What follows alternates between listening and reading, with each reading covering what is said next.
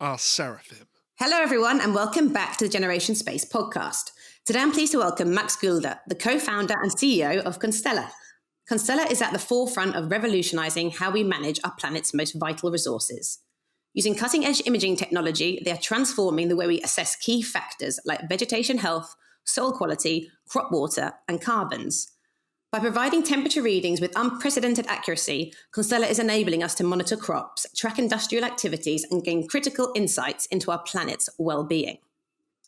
Food and water security are one of the planet's most pressing problems, which Constellr are bringing accountability to change. I know 2024 was a stellar year for Max and the team, and I can't wait to find out more today. Hello, Max. Hey, Leah. Very nice being here. Thanks for having me.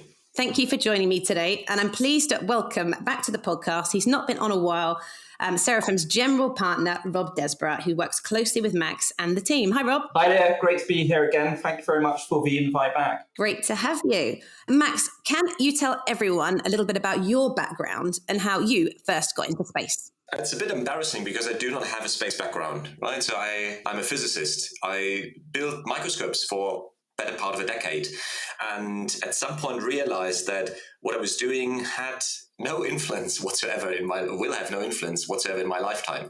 So it's amazing. You look at atoms moving in real time, and I was always hoping that someone would take this technology and do something amazing with, I don't know, in cancer research, something that didn't happen. And it's just too far off. So I had a bit of a crisis that, okay, I want to do something proper. Thought, climate change is a nice thing to tackle. So why not going from microscopes to climate change? And then started applying wildly in space because I thought, hey, you need an outside image, outside picture of Earth to probably monitor it, into data analytics or machine learning, AI, because at some point you need to crunch that data, and also looked into robotics, because at some point you need to execute it, and I thought that sooner or later it's going to be robots doing that, for the sake of scale. So pretty naive picture, a bit more than 10 years ago now, and I had the advantage of having no clue of any of these topics, so I was equally well prepared, or not well prepared for any of those. Applied widely, ended up at Fraunhofer, which is Europe's largest organization for applied research, and ended up in the space program. So they gave me task in the planetary science side. It was really nice impact, if you want, but actually asteroid impacts. So not the impact we are using the term for now. And on the other hand, I was becoming a mission scientist. So mission scientists are those guys who are developing applications for space missions. And obviously, I had no clue about space missions, so I did a lot of reading, did a lot of completely useless inventions, which already existed or were just obsolete, but also found a couple of nuggets. And Constellr has actually been built on some of these nuggets. I love that. So always learning on the way, growing throughout. And what about your founding team, your founding partner? Yeah, so I have two partners. Maris is an aerospace engineer, so he actually knows how to build satellites, and worked with him on a Fraunhofer satellite. So we got to know each other in 2015. And the person who actually puts the business into the whole idea, that's not only a tech push, is Chris, who has an insurance background, finance background, and actually grew up on a farm. Fantastic, really varied bunch. Can you tell everyone a little bit about the history of Constellr? So where did you and the team first start it? How did it all begin? Yeah, so it began with a lot of frustration, to be honest. I was working together with Maris on this space mission at Fraunhofer, and we developed some imaging technology to make thermal imaging possible on a very small platform without any decrease in performance. This took us a couple of years to make this happen, and it was for use case mostly defense related, so detection of rockets. And in our research, we found that, hey, we're looking at the central, not one, but the central climate variable here, right? So there must be something else you can be doing with this, because any human activity has a thermal fingerprint. And there must be something better than just detecting rockets, or let's say something on top of that. So we tried to write applications, and we did so about 1,000 pages, 14 applications. They all got denied. And this was a bit of a bummer for us. We didn't initially thought about just taking this private and creating company. And we were so desperate that we actually ended up in an accelerator program where we met Rob. And Rob basically slapped us left and right and then hammered the customer view into us and the market view. And we went out obviously with the same idea, but with a different framing of it. And suddenly nearly every application worked, and we got funding, and we created a company. And now we are 85 people, and it's been quite the roller coaster. but in a very positive way. Mostly up, I would say, mostly up. Max, can you give everyone a bit of an overview of Constellr's technology and your current mission today? Let's start again with temperature, right? Why is temperature important? And then we'll come to how we do this in a moment. So imagine temperature as the central climate variable. Everything, if we look at any tipping point on the planet, if we look at global warming, temperature is always the key indicator, right? So temperature always tells us where we are with respect to where we want to be. And the outcome is then usually measured as the equivalent of CO2. So temperature input, CO2 equivalent, the output. So in order to create a good output, you need good input, right? If I can tell you exactly what the temperature, let's say, of a field is, what the loss of water to the atmosphere in a field is, if I can tell you exactly what the heat emission of a building into the atmosphere is, this is the input I need in order to do any action to produce an output which is in line with mitigating climate change. So the challenge is that current or existing data sets do not match the requirements. So if we look at what the customers say, we've spoken to hundreds of customers, and they have certain requirements when it comes to frequency of observation we need, what is the resolution we're looking at, and that's probably most important, what's the accuracy, what's the precision of the measurement we require in order to fuel our insights and fuel our actions. And there's simply nothing on the market at the moment. Yeah, and it's your resolution that gives you the edge, isn't it? It is a combination, right? So if you compare us to European Space Agency current satellites, yes, we do have 1,000 times the resolution. But that alone doesn't help you. You need to look at time series of data. So you not only look at a single image, but you need to look at a consecutive recording over several months, whatever the use case is, and see when you're deviating from a baseline. All of this doesn't help you if your accuracy is not good enough. So if the error is so big that you can only look at relative features, but not absolute features, you cannot build timelines. And then you need to deliver it at end time, so this latency is recorded, is needed, and so on. So there are quite a few things which need to play together. It's not a single thing. It's not just high resolution or high frequency. It's all of these things combined in a useful and relevant way. So what we're doing is we developed a set of technologies which allows us to reconfigure a satellite such that for a fraction of the cost of existing technology, and fraction means around the 1% mark, we can deliver a similar performance. And that is the important one. Performance here, again, doesn't necessarily only mean resolution, but performance means the combination of spatial resolution, temperature resolution, accuracy, precision, and so on and so forth. That is kind of the secret sauce of Constellr. What's also important to mention is that Constellr's core technology does not necessarily lie in a satellite design. Yes, we do own these designs and so on. But this is a derivative of what we can do on the software side, what we can do on the processing side. And this processing allows for a very different type of satellite, which is a lot cheaper without giving in to performance. So instead of saying, hey, this is a small platform, what can we do with it? We said, okay, this is the performance we need. How cheap and how reliable can we make this? And this is the approach we've taken. Okay, thank you for that. Can you talk a little bit how you present your data and commercialize it, as you mentioned earlier? So here the driving factor, again, is the customer. When you look at which sectors to approach, there are two sectors which are hit very early, basically now or yesterday, and very strongly by climate change. The first sector is everything which has to do with food. And you give an example, in the 2 Kelvin warming scenario, we're, for example, losing about 46% of all the wheat, right? Which means one of the main crops we're using to feed our livestock and ourselves is just eradicated by 50%. We're losing half of the yield. And looking at that we need about double the amount of food in about a few years from now, that is not a good sign. So this will affect every single one of us. And we're already very much on that curve.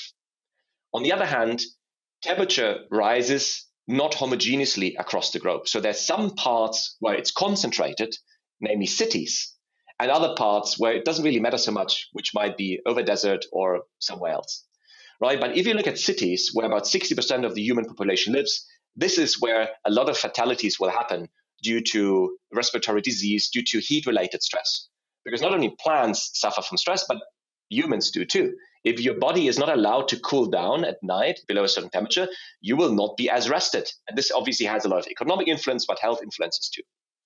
So looking at urban on the one hand side and agriculture on the other hand side, this is where we started our customer journey and where we're offering our products most dominantly.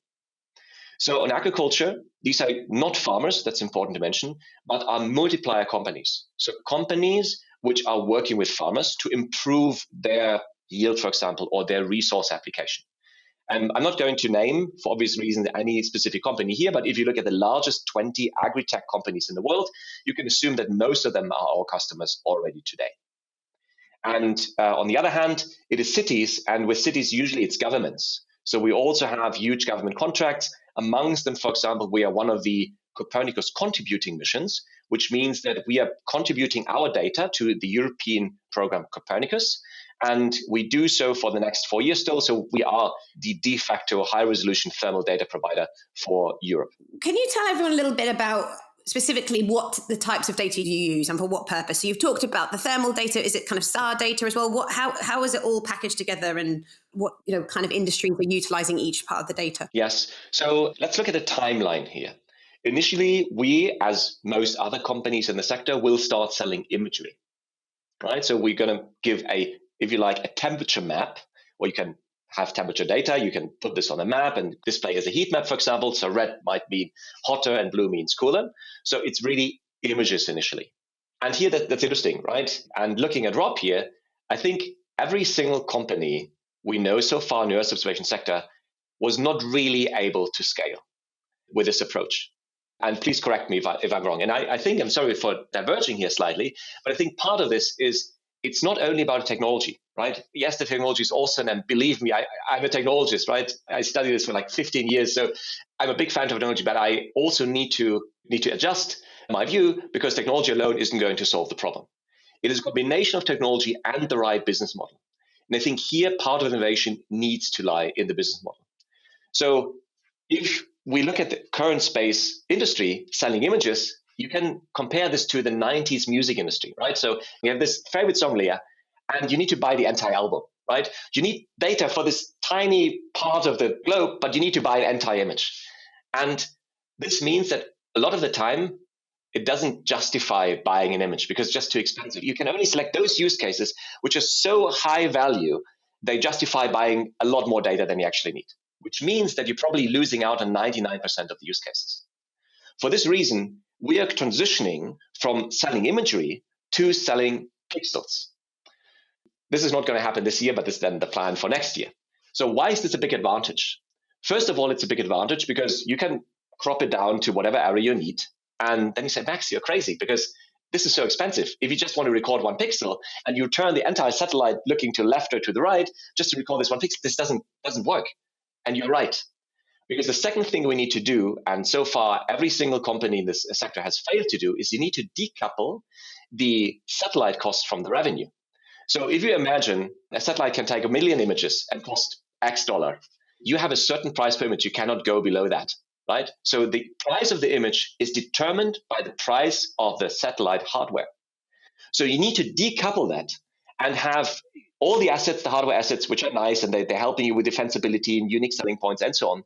But you have the software part, and the software part, this is the part which needs to scale like a SaaS business. But in order to do that, you need to decouple those. You can't wait for the software part to have images from the satellites. You need to decouple these somehow. So what we're building, the approach is that, imagine a weather model. You're looking at weather data every single day, but you're actually not getting the raw weather data, but you're actually getting data from a model which is informed by the raw data. So we're also building, it's a bit overused, the word, a digital twin.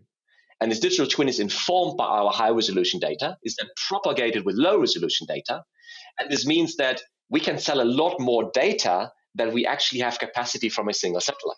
The more satellites we have, the better the model becomes. But it's not limiting, if we have not enough satellites, not limiting the capacity of the model, which has huge advantages. You can increase the quality where you want it, right? Just pointing more satellites on these areas. And suddenly you can also sell data on a single pixel level. But the biggest advantage is that it becomes an on-demand service. So instead of giving you an image today, or even a pixel today, and then I can't really tell you when the next pixel will be there because there might be clouds and so on and so forth, we propagate the model into the future, and you can have data on demand whenever you want it. And every time we record a new image over that area, the model will rectify itself and will get better and better and better. So we're building kind of the key frames, the foundation model for a digital twin, which is then delivering a kind of a Spotify experience compared to the 90s music industry. And that's the exciting part. So the combination of a novel modality in space, unmatched accuracy, unmatched resolution in combination, with a completely new type of business model, which is a lot easier for the customer to digest because it's giving information at the level where it's needed and it's suddenly on demand. Fascinating. Thanks for explaining that so clearly. That's really, really interesting. That's what I was wondering as well, like kind of how far in advance customers can get the information that they require. And so thank you for explaining that so eloquently. And before we move on to Rob, just can you give everyone a little bit of a understanding of the scale of your organization today? I know you were really proud of hiring big in 2024. Just a few things like that. Where you're based, how many people you have, etc. Yeah, okay. So we'll celebrate our 5th birthday this year in April. We are, as of now, about 85 people. We're looking at launching commercial operations very, very soon. And I say very soon, it's not month, it's less than month. Yeah, we're going to grow the team respectively. So I think we're going to reach the 3-digit team members this year, very, very likely. We are able to raise, I would say, rather hefty amount of capital, parts of it in equity. And we were always very good at matching the equity with public grants to accelerate our development. We are headquartered in Germany. We do have a hybrid approach, so a hub and spoke approach, if you like. For example, are in Munich, in Freiburg, but also in Berlin. We do have a subsidiary in Belgium with offices in Brussels and another office in Toulouse, so a subsidiary in France. And we're looking at expanding further. Fascinating to hear a bit more about the potential launch coming up, but we'll tread on that a little bit later. But Rob, over to you. As Max mentioned earlier, we were lucky enough to work with Constellr through our accelerator program. Can you tell everyone a little bit about what it was like when you first met him and what made them stand out? That's right, Leah. Constellr is a graduate of Mission 3 of the accelerator program. He first joined in April 2019. We first came across Constellr, or I should say probably Max, at the most earliest and embryonic stages of the business. At that point, they were considering spinning out from the Fraunhofer Institute. We took them through the accelerator prior to spinning out and subsequently invested in the seed round in late 2022, a 10 million round led by some of Europe's leading venture capital investors. Max was actually one of our first fellowship entrants on the program. This is where we identify very early stage, often pre-incorporated companies coming out of academic organizations and support their journey to really understand at the earlier stages what they need to build towards, what great looks like on a global scale, and what will really attract venture scale funding. We're focused ultimately on bleeding edge technology and evidence of potential standout entrepreneurial potential. And Max and the team have this in absolute spades, and it was a delight to work with the team during the program. At the time, we were focused on building a constellation of low-resolution IR satellites, addressing the need for a complete solution to measure global water and carbon cycles, starting with their impact on the agricultural sector. Water and carbon are two areas of priority in efficiently improving crop yields and addressing the increasing demands in the global food system, a multi-billion-dollar market opportunity and challenge. And Constellr had the ambition to develop a highly differentiated data fusion solution within a $1 billion agtech market, covering initially IR for water monitoring and then fusion of IR and hyperspectral for crop health monitoring. This physical and chemical fingerprinting has the capability of offering biosphere measurement not currently available.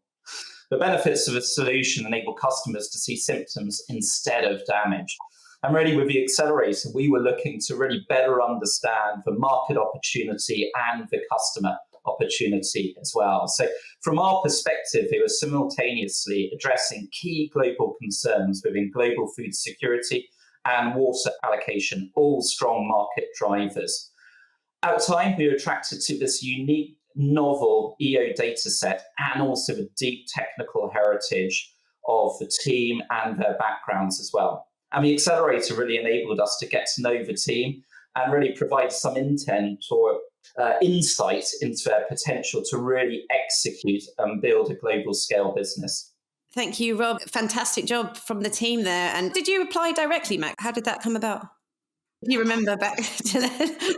I can't really remember. I just remember the excitement. And but Rob, do you remember? I'm trying to dig back into time to find the email chain. I didn't quite have it.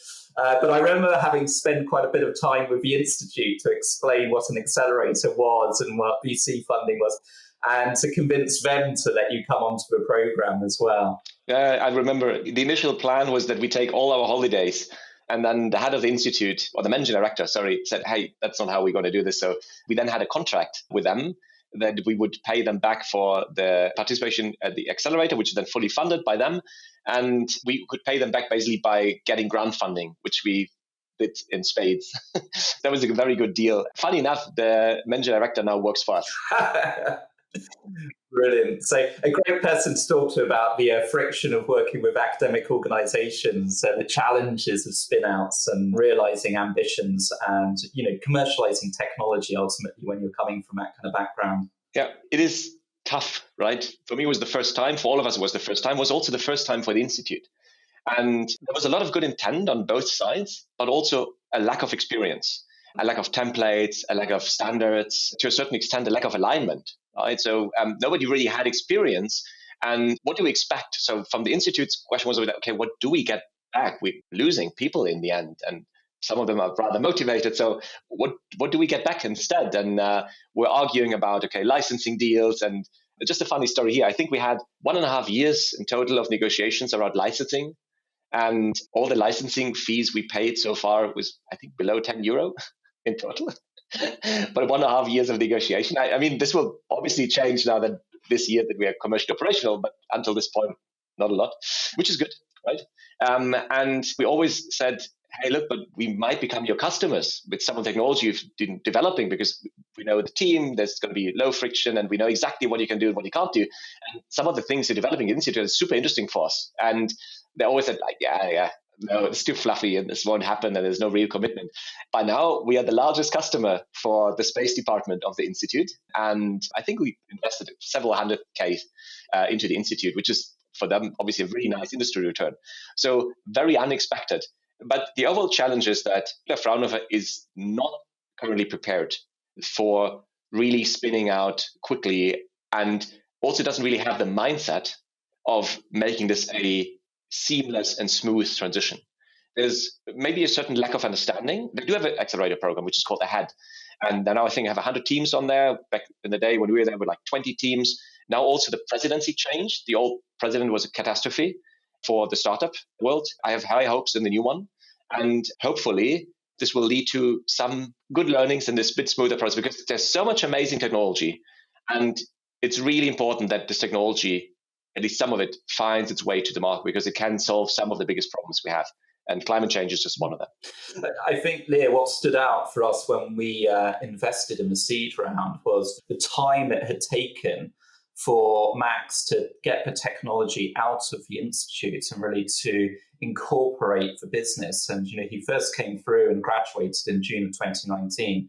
And the resilience and tenacity in what was still an incredibly nascent market back in 2019 to be setting up companies like this, to be setting up high capex constellation companies with very big visions, and then finally to get it through to that seed round. We're starting to see it in the US market, but less so in Europe. So it's quite a journey for Max, focusing on managing the friction, not just on trying to build a big business and raise capital. So that for us was a really good, compelling data point when we invested.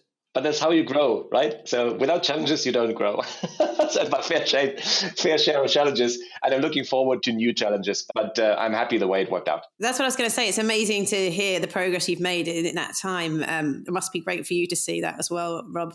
So, Rob, as you touched on it, but what made them stand out from an investor perspective? Is it the team? Is it what was to you was the main point? Ultimately, what they were building towards was this proprietary data set that hadn't been produced before, focused on some very big global opportunities and challenges. And this USP in terms of providing high precision, increased capacity of data at 30x lower cost really opened up the market to sell into the agricultural world.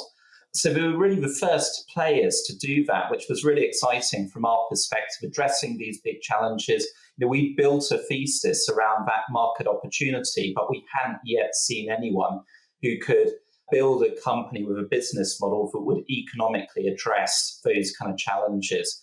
So, first and foremost, they have the technical capability to do that. And then over time, we've seen the evidence of the team being able to execute. They have the personalities we felt inherently to execute on a very big challenge and really bring that to market. Taking a step back, we're venture investors. And as Max touched on right at the very start, when he came to us, it was about, so what about science? We don't invest in science. We don't invest into technology. We invest into massively addressable market opportunities and technology that's unique and can scale. And that's the order we look at things. And they have the tech aspects, but ultimately we wanted to see the evidence of the market. And if you look just within a European context, you've got probably a $10 billion market opportunity within agriculture as a beachhead market opportunity for this. You've got complementary markets within crop monitoring, smart farming sectors, crop insurance also represents a huge and lucrative use case. That could be 50 plus billion over the coming years. And there isn't really a current solution that's fit for purpose in terms of detecting symptoms of decaying crops ahead of their loss. And that's really the key thing. So from our perspective, all that was stacking up really well. I mean, if you look at perhaps the bigger macro opportunities as well, around water management globally, there's compelling advantages that Constellr have there. And that's an estimated $200 billion market opportunity in wasted crops globally. So I think, all of those things came together for us to make this a really compelling opportunity. And I think it's worth noting that we've met with over 8,000 companies globally. And when we invest into opportunities, we build a thesis around a market opportunity, and we look to understand who is working on this opportunity globally. I mean, who do we think will win out in that opportunity? And, Max and Constellr were one of the very first players we saw who we felt could win out in that sector. Just to chime in here, just to complement with a few more data points, right? So I mentioned the 46% yield loss. So the estimated cost, the capital risk by 2030 in just agriculture and forestry is 392 billion. And looking at the urban part, it's another 364 billion. So the capital risk by 2030, so that's 5 years from now, is already close to $1 trillion. It's 755 billion. And obviously, that's kind of the TAM, right, we're looking at. We're not looking at the Earth observation market itself. We're looking at what is the actual capital risk for all this resource scarcity for the food production and when we live in city and the respective economic losses there due to heat stress. And this number in the 20 years from 2030 to 2050 is going to increase from 755 billion, which is already a pretty big number, to 2.4 trillion. And this is yearly. This is absolutely crazy. So it's mind-boggling. This is, on the one hand side, probably the biggest challenge humankind has ever seen, but it's also the biggest economic opportunity because we need to change so much, and we need to do this at scale. And this is where satellites come in. I love AI, right? I don't want to say anything against AI, but the point is, if you invest €1 or $1 into someone buying a hardware, which is using AI, but basically graphics chip, right? AI chip, that is nice, but it's not really a big unique selling point. Everybody can do that.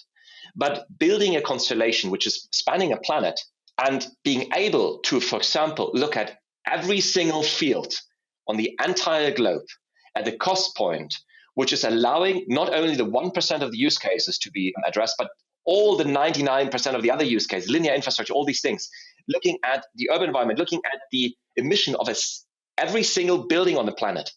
These opportunities are so big. I think we're not even starting to understand how this is going to change our global economy. Thanks, Max. It's huge and super exciting. Thanks for chiming in there. Can you tell everyone a little bit more about the constellation? What's your plans for the Sky-B launch this year? Everyone's really excited to hear more. Exactly. So we're going to launch, as I said, very, very soon. And Sky-B is the first satellite of Hive. Hive is the name of the constellation. Obviously, a lot of nifty people in the organization thought Hive is a good name, which I also agree, because we do see infrared as bees do, and Sky-B and Hive. The first generation is going to be a set of a handful of satellites. We have 2 launches this year and then at least 1 launch every year. And they're going to allow to have daily revisits by next year, and then looking at actually on-demand access by the end of next year. As I said, they're kind of building the high-resolution keyframes, the foundation model of what we're looking at when we're speaking about a digital temperature twin of the planet.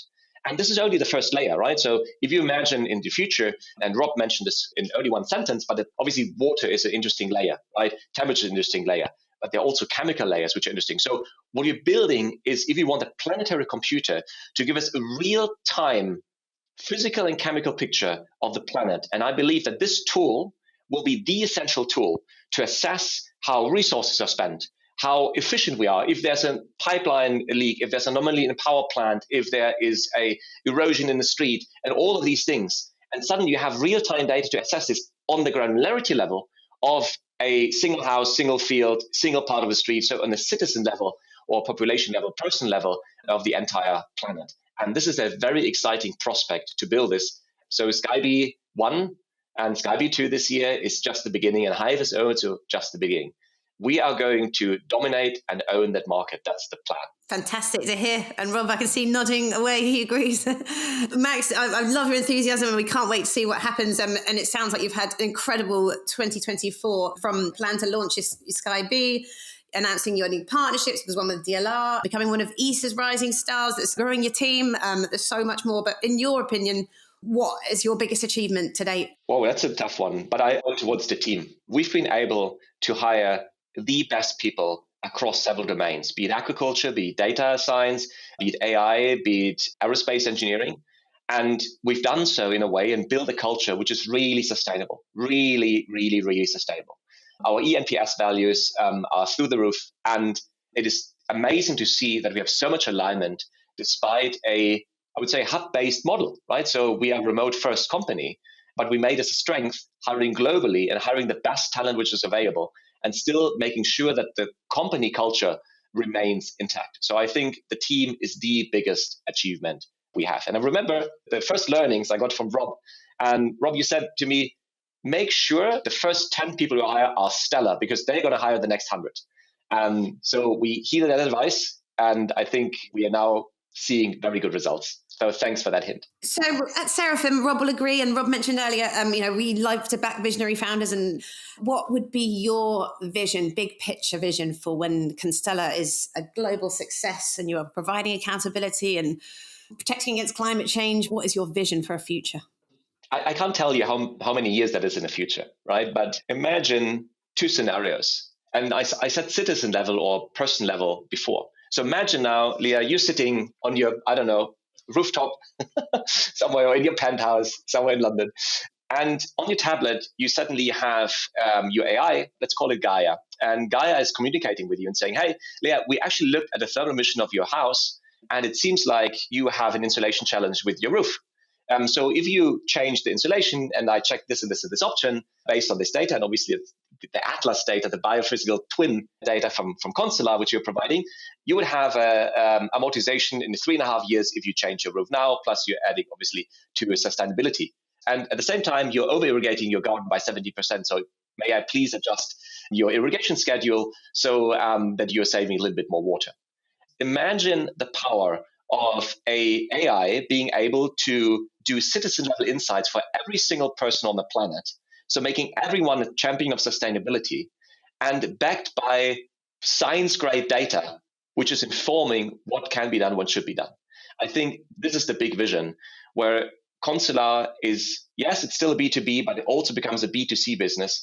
And every single person, the same way you use Google Maps, the same way you use other applications on your mobile phone, would suddenly be able to assess his or her own impact on climate change, on a granularity of a single building or even part of that. Yeah, I love that. I love that kind of hyper-local, hyper-global view, and making everyone accountability and practice what they preach. I think that's a fascinating view of the future. Rob, anything to add to that? Well, I think Max has articulated really well why we at Seraphim are so excited about a space as an investment opportunity, and it's why we're seeing so much money coming into this sector now to address these very real challenges and problems that we face in a scalable way. And what I love there at the end was Max talking to the citizen agenda, and taking this from B2B opportunities, which we're seeing today, to B2C as well. So we can all solve some of these great challenges together, utilizing some of these new space companies that are really going to change the world. Awesome. Thank you so much, Rob. We'll end there. And thank you so much to Max for joining us today. It's been absolutely fascinating. And we can't wait to watch you launch Sky B this year and see where the future goes. Absolutely. Thanks for having us here.